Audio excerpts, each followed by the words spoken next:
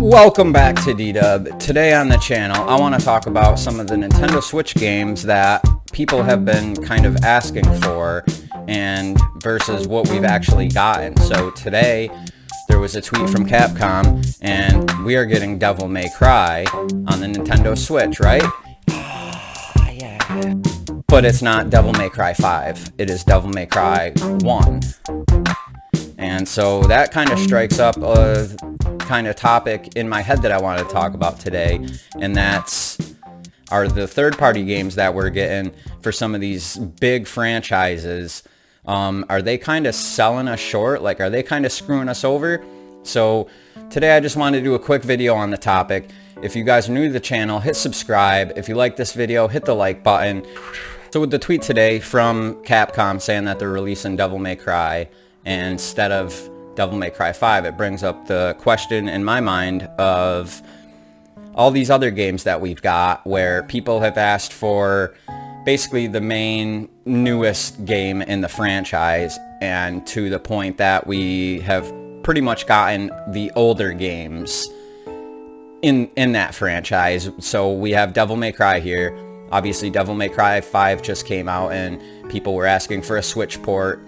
All these new games that come, whether it's God of War, Red Dead Redemption 2, Spider-Man, it's the first question is it on Switch? Are we getting it on Switch? Do you guys know? Are we getting a Switch port?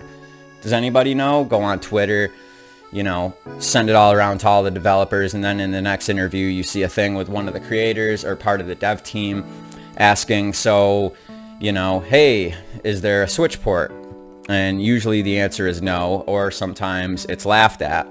But so I just wanted to run down a quick list here of different games where people have asked for the newest, biggest, best one, and they want a port of it for that franchise. But instead what we've gotten is an older game that's definitely less desirable. But what interests me the most is, are they cutting us short? And at what point do we kind of say, great, bring those ones, but we want the newer ones? Now, obviously, that's not just going to happen overnight, like these ports of these big games, especially the newer ones. It takes a lot of time, so it takes money. In some cases, they don't know if these franchises are even going to really sell on the Switch. They're not sure if there's like a huge market for it.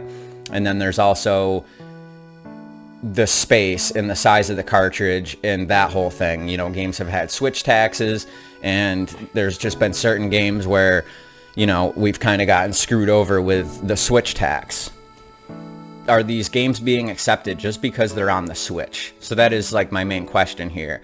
Are third parties just giving us a teeny little crumb from older franchises that are having new games come out on like PlayStation 4 and Xbox One and PC? Are they just giving us a crumb of the old stuff, in some cases barely remastered or just barely up-res, just a little bit of work with a little bit of money, a little bit of risk, and trying to squash it down, put it on a small cart, or in some cases not even putting it on a cart and just having it be an eShop only title? Like these third-party companies just giving us an old game in one of the franchises that have a new game out on Xbox and PC and PlayStation 4, knowing that Switch owners want these games.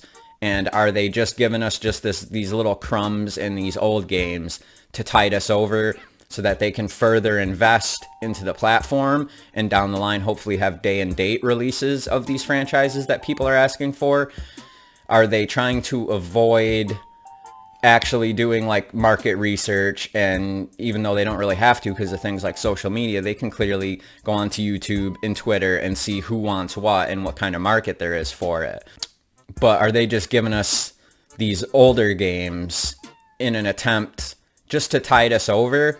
Or do in some cases it actually means that they're going to give us day and date releases further down the line? Because we have games like with today, we have Devil May Cry, and so we're not sure yet. We're probably more than likely going to get Devil May Cry 1 from the remastered collection, or from when they redid those for like the PS3 and PS4. Games that I have on the list here of different times where people wanted the newest best game in the franchise, and instead they gave us an older game. are pretty much games like Assassin's Creed. You know, people want the newest one. So people ask for Assassin's Creed, and then we end up months and months and months, maybe like a year down the line, finally getting a remaster of Assassin's Creed 3. And some people are just kind of like, you know, I don't really care too much. But there's actually a lot of people that I think just because they own the Switch and kind of this like, you know, it's sort of new technology with this hybrid console, being able to take it with you. I think there's sort of a honeymoon phase because, you know, you have things like Assassin's Creed where if we just got a remaster on Xbox One, it would be crickets, and I don't think people would be interested in it at all. But it seems to me that because it's on the Switch, you have some people that are just like, oh, that's cool. I might get it.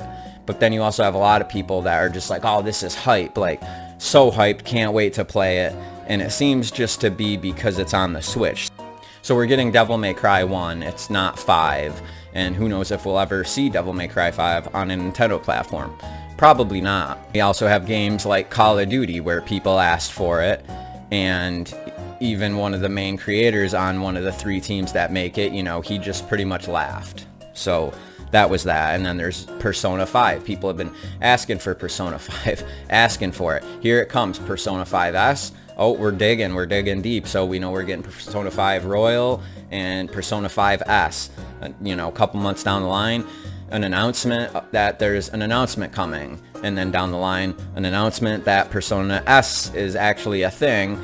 You know, stay tuned, that's coming. And then finally we see Persona 5 Scramble. And I think that's cool. It's not really for me, but at least it's a new game. And in this case, it's actually kind of weird because it's a new game and people are just completely bummed out on it. Some people are willing to give it a chance, but some people aren't. They wanted, you know, this older game, and that's not what they got. But that's a little bit besides the point.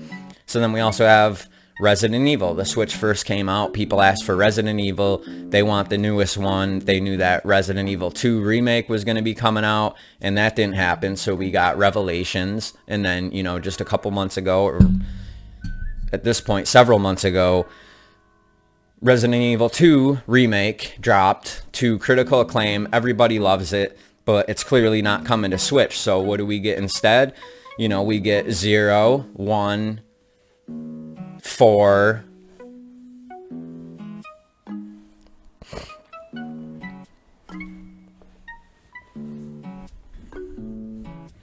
so what do we get? We're getting Resident Evil 0, Resident Evil 1, you know, the Origins collection, and then we're also getting 4, but that's not the newest release of the remake of number 2. But people are still completely hyped for that. And then we also have things like Grand Theft Auto. We've been waiting, people have been asking, it's been in people's minds that we're going to be getting Grand Theft Auto since the Switch came out. And here we are at 2+ years, and what have we gotten? We've gotten Lego City Undercover, and now we're getting Saints Row 3, which isn't even the newest one. And some people claim that 3 is better than the newer one, and they're fine with that, but still, no GTA. So I'm wondering if at some point, you know, maybe in a year or two, we're going to see Grand Theft Auto 4. And some people are just going to run away with it and be like, here's my money now. They just can't wait to play it, even though at that point it's a 10-year-old game. But it just seems like there's a market for this, but that the majority of people are just completely okay and hyped with it. And it's just kind of weird because we're not, when are people going to actually put their foot down and say, you know, no, we don't want Grand Theft Auto 3 or 4, like, make it number 5, make it the newest one, like, that's what we want. People have also been asking for Madden for years now, and at this point, we've just gotten nothing, 0. It's still just been nothing. There is no Madden game, and the closest we've got was, you know, Mutant Football League, which is a good game, but it's not that core style of, you know, football sports game. It's just not. People also asked for Street Fighter when the Switch first came out, and they wanted the newest Street Fighter. So at that point, like Street Fighter 4, you know, we got Street Fighter 5 out now, but the closest thing we've got is Ultra Street Fighter 2 and the Street Fighter 30th Anniversary Collection.